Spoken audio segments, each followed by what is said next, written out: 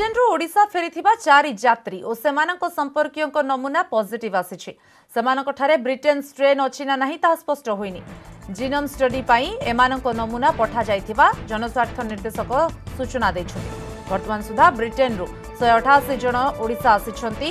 सेमानक भितरु 179 जन को ठाब करा जाइछि। कटक रु 22, खोर्धा रु 85, गंजाम रु 24 जन चिन्हट होइछंती। ब्रिटेन फेरंता और तांको संपर्कियों को मिसाई वर्तमान सुधा 204 जनकर आरटीपीसीआर टेस्ट होइछि। राज्य रे स्थिति नियंत्रणाधीन रहिछि। हॉस्पिटल रे रोगी संख्या कमुछि बोली स्वास्थ्य निर्देशक कहिछंती।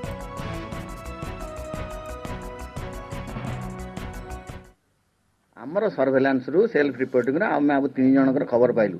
इमि टोटल मिसी गेला 184 लोक 184 लोकंक भितरु 179 लोकंकर तथ्य आम पाखे अच्छी माने बीएमसी जनाऊँगी टोटाल जो आम विभिन्न जिलूर जहाँ तथ्य पाइलु 179 लोक तथ्य मिलूँ से 160 लोकंकर परीक्षा सरला 160 लोकंकर एवं तांकर जो कंटाक्ट घर लोक 44 जनकर परीक्षा सरला एमती भाई 204 लोकंकर परीक्षा करा जाई। ए लिस्ट भितर जार ट्रावेल हिस्ट्री अच्छी तांको भितरु 4 जन पॉजिटिव तांको कंटाक्ट 3 जन पॉजिटिव।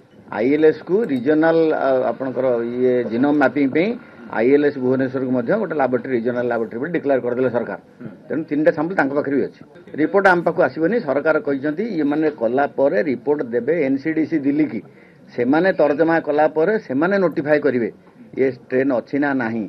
एथरे से माने केवल माने जीनोम मैपिंग करके दे देबे एई जगह रे चेंज हेची बोली से माने देखिबे जे हेटा ता संगे टाली करछि ना कला परे।